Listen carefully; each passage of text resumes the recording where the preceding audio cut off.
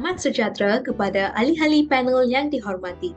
Pada showcase KPBB hari ini, kami mewakili Unit X14 ambilan Jun 2022 SEN 2 Tahun 1 IPG Kampus Ipoh akan membentangkan kapasiti pedagogi pembelajaran bermakna KPBB bagi kursus BTMB 3223 Punerial dan Analisis Kesalahan Tata Bahasa. Baiklah, pensyarah pembimbing bagi kursus ini ialah Encik Saravadan Parameswaran. Sebelum saya mengupas berkaitan dengan KPBB ini, saya akan memperkenalkan ahli-ahli kumpulan saya. Pertama, saya sendiri Yokita Saravanan, seterusnya Roshni Durga Tyagarajan dan Kausalya Nirudas. Seterusnya, mari kita lihat pada proses merukai. Di sini kami telah menunjukkan maklumat kursus BTMB 3223 yang mengandungi 3 nilai kredit dan 3 hasil pembelajaran khusus untuk tahun 1 SEM 2. Kursus ini juga merupakan salah satu kursus yang dikatakan stand-alone. Seterusnya, mari kita lihat pada hasil pembelajaran khusus. Di sini kita dapat melihat 3 hasil pembelajaran khusus bagi kursus BTMB 3223. Kami telah menghasilkan produk bagi HPK 2 iaitu menganalisis kesalahan penggunaan punerial dan bahasa dalam media massa. Pertama sekali, dalam aspek pengetahuan, kami telah menguasai bahasa yang betul dan juga dapat menghasilkan penulisan manual pengguna. Selain itu, kami juga mendapat pengetahuan tentang pemanfaatan digital semasa menggunakan pelbagai jenis aplikasi seperti Gimcake, Kahoot dan sebagainya untuk menghasilkan permainan digital. Aspek seterusnya adalah kemahiran. Kita menguasai 4 kemahiran iaitu kemahiran menganalisis kesalahan, kemahiran mengorganisasi maklumat, kemahiran menghasilkan sesuatu produk yang bermakna serta kemahiran membentangkan produk secara berkumpulan. Selanjutnya, marilah kita lihat pada langkah kedua yang ada dalam proses merungkai, iaitu perkembangan pembelajaran. Pertama sekali, kami telah mengadakan perbincangan dengan ahli-ahli kumpulan. Di samping itu, kami sekumpulan telah mencari kesalahan penggunaan punerial dalam media massa. Selain itu, kami telah membuat jadual bagi semua kesalahan mengikut topik. Seterusnya, kami telah menghasilkan produk iaitu e-modul dengan permainan guna format Excel. Selanjutnya, kami telah menyediakan manual pengguna bagi produk yang kami telah hasilkan. Akhir sekali, kami telah membentangkan produk kami di dalam kelas. Seterusnya, mari kita lihat pada langkah ketiga yang ada dalam proses merungkai, iaitu hasrat pembelajaran. Dalam konteks itu, saya akan menganalisis kesalahan penggunaan punerial dalam media massa dan saya akan membuat jadual untuk mencatatkan bilangan dan jenis kesalahan penggunaan punerial. Seterusnya, saya akan menggunakan kemudahan teknologi yang berbeza bagi menghasilkan produk serta saya akan menghasilkan produk dan membentangnya secara berkumpulan. Hasrat pembelajaran bagi kursus ini pula dapat dicapai dengan kriteria kejayaan di mana saya dapat menganalisis kesalahan penggunaan punerial dalam media massa, bercerita serta elektronik. Saya dapat membuat jadual untuk mencatatkan bilangan dan jenis kesalahan penggunaan punerial. Saya juga dapat menggunakan Excel, Canva, Live Worksheet, Cartoon Maker bagi menghasilkan produk. Akhirnya, saya dapat menghasilkan produk dan membentangnya secara berkumpulan. Selanjutnya, big idea dan essential questions. Big idea bagi kursus ini adalah everyone can write. Maksudnya, setiap pelajar boleh menulis dengan penggunaan tata bahasa yang betul. Terdapat juga essential questions. Yang pertama adalah mengapakah tata bahasa dikira sebagai salah satu elemen penting dalam sesuatu bahasa. Selain itu, mengapakah penggunaan punerial sangat penting dalam penulisan? Seterusnya, sejauh manakah masyarakat menggunakan punerial yang betul dalam kehidupan seharian? Soalan akhirnya adalah bagaimana mengatasi masalah penggunaan punerial dalam media massa. Secara tidak langsung, kita juga dapat melihat backward design yang mempunyai 3 ciri iaitu menetapkan hasil pembelajaran khusus HPK, menetapkan bukti hasilan pentaksiran dan juga pelan pembelajaran bermakna. Seterusnya, mari kita lihat pada tugasan pentaksiran berterusan bagi kursus BTMB 3223. Dalam pentaksiran berterusan ini, kami telah menghasilkan produk dengan menggunakan The Big Idea Project KPBB Everyone Can Write. Berdasarkan The Big Idea, kami telah menghasilkan sebuah e-modul dengan permainan guna format Excel. Pertama sekali, dalam konteks amalan pedagogi, kami telah mengamalkan pembelajaran abad ke-21.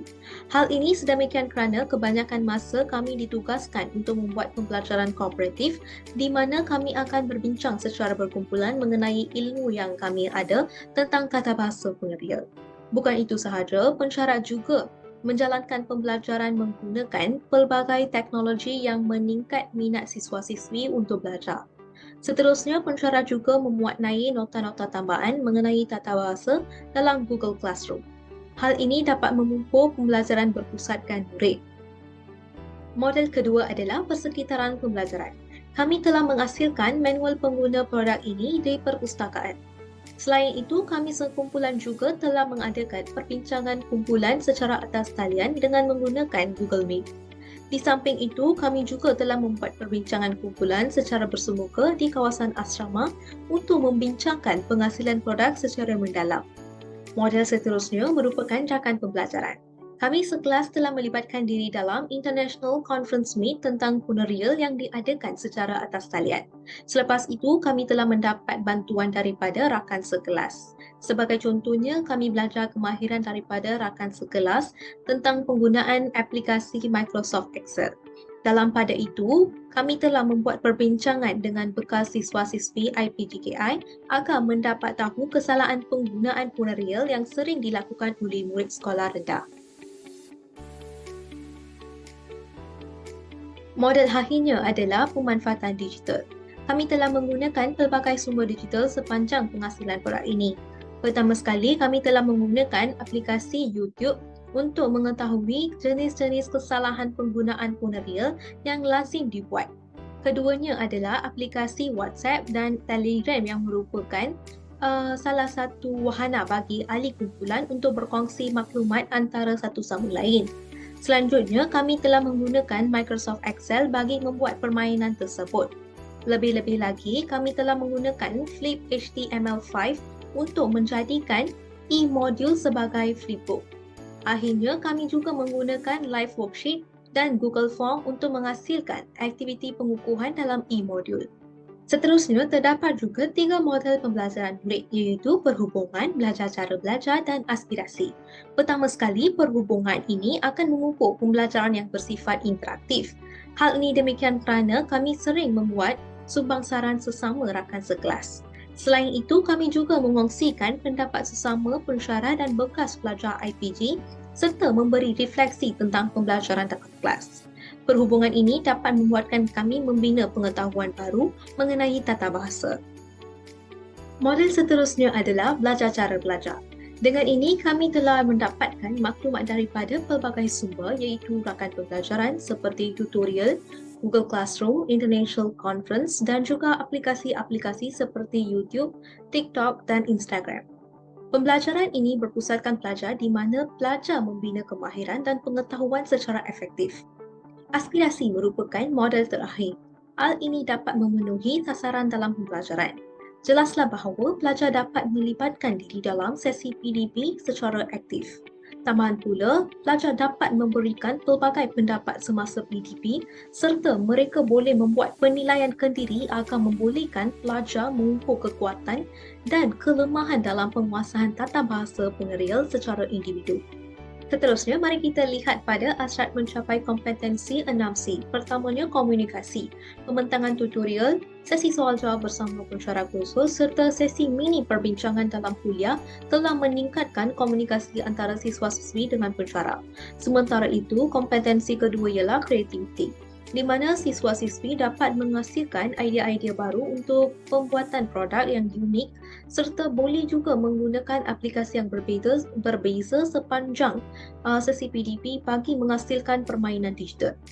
Dalam pada itu, kompetensi ketiga ialah kolaboratif.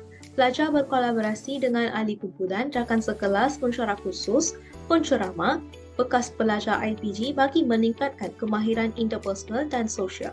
Bukan itu sahaja, kolaborasi dengan pelbagai pihak dapat membina ilmu pengetahuan kita. Seterusnya ialah citizenship, iaitu kewarganegaraan. Jelaslah bahawa pelajar dapat memberi perspektif tersendiri terhadap isu global dan memberi idea penyelesaian terhadap masalah dunia sebenar. Di samping itu, kompetensi kelima ialah critical thinking, iaitu pemikiran kritis. Melalui kompetensi ini, pelajar dapat membuat perkaitan produk dengan pembelajaran abad ke-21 serta mendapatkan refleksi daripada pelbagai pihak mengenai produk dan cuba membuat penambahbaikan. Akhirnya, kompetensi karakter, dikenali sebagai SASIA. Pelaksanaan pengajaran oleh pensyarah membolehkan pelajar belajar cara belajar, membentuk kecekalan, ketahanan, tanggungjawab dan integriti sepanjang menjalankan tugas yang diberikan. Secara tidak langsung, kita juga dapat melihat model 3R. Relationship, rigor, relevance, semua ini merupakan model 3R. Pertamanya, relationship ini mewujudkan perhubungan antara siswa-siswi guru dengan pensyarah, rakan seunit, penceramah serta bekas pelajar IPG. Bahkan, rigor ini menekankan pengajaran dan pembelajaran secara holistik di mana pensyarah menggunakan kemudahan digital seperti Google Classroom dan Padlet. Selaras dengan itu, relevan dalam pada ini siswa-siswi guru dapat mengaitkan pembelajaran yang diberikan oleh pensyarah dengan kehidupan seharian. Contohnya, pembelajaran tata bahasa yang diajar oleh pensyarah mempengaruhi murid dalam penggunaan tata bahasa yang betul dalam komunikasi seharian. Begitu juga dengan model 3E. Antaranya ialah engagement di mana berlakunya pembelajaran dua hala iaitu antara pensyarah dengan pelajar. Hal ini membuatkan semua pelajar aktif melibatkan diri dalam kelas. Selain itu, enhancement. Ini merujuk kepada penambahbaikan terhadap PDP.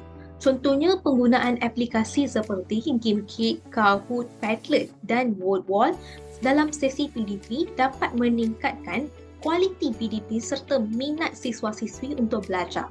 Di samping itu, extension iaitu pelajar keluar daripada zon yang selesa untuk mendapatkan ilmu baharu daripada bekas pelajar IPG dan pakar-pakar dalam bidang tata bahasa. Dengan berbuat demikian, siswa-siswi guru dapat meningkatkan kefahaman mereka secara mendalam. Selain itu, terdapat juga beberapa kekuatan, antaranya ialah produk yang kami hasilkan dapat dijadikan sebagai rujukan untuk PDP pada masa yang akan datang. Selain itu, kami dapat peluang untuk menggunakan aplikasi seperti Padlet dan juga Excel.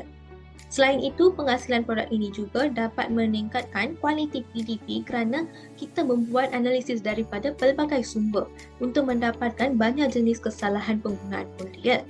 Bukan itu sahaja, kami juga telah berinteraksi dengan pihak Wanaka Malaysia iaitu merupakan salah satu saluran berita bahasa Tamil yang terkenal di Malaysia. Kami memberitahu mereka tentang adanya kesalahan penggunaan penerial dalam saluran berita mereka melalui WhatsApp dan berpesan pada mereka supaya menggunakan penggunaan penerial yang betul. Mereka juga telah memberi respon dan ini menunjukkan kami telah berkomunikasi dengan pelbagai pihak. Kami juga dapat banyak respon positif terhadap penghasilan produk kami dan dikatakan akan digunakan dalam sesi PDP di sekolah rendah. Seterusnya, kami juga menghadapi pelbagai cabaran. Antaranya ialah kami tidak mempunyai pengetahuan ilmu mengenai penerial yang secukupnya. Selain itu, cabaran kedua ialah apabila kita menggunakan sesetengah aplikasi yang tidak dapat diakses disebabkan adanya limitasi yang tertentu. Hal ini menjadikan kami sukar untuk menggunakan aplikasi tersebut. Akhirnya, kami juga menghadapi cabaran apabila menggunakan Excel sebab jarang menggunakannya. Terdapat juga cadangan penambahbaikan di mana siswa-siswi perlu banyakkan membaca bahan-bahan ilmiah mengenai tata bahasa, terutamanya penerial supaya dapat menimba ilmu pengetahuan. Bukan itu sahaja, pensyarah-pensyarah juga perlu menggalakkan penggunaan aplikasi yang berbeza dalam kerja tutorial serta pentaksiran berterusan supaya pelajar meneroka banyak kemahiran. Akhirnya, pelajar bolehlah menggunakan Excel selain daripada Google Docs untuk membiasakan diri dengan penggunaan Excel secara mahir. Harapkan perkongsian daripada kami dapat memberi manfaat kepada semua. Dan jika ada sebarang salah, memohon minta maaf. Sekian, terima kasih.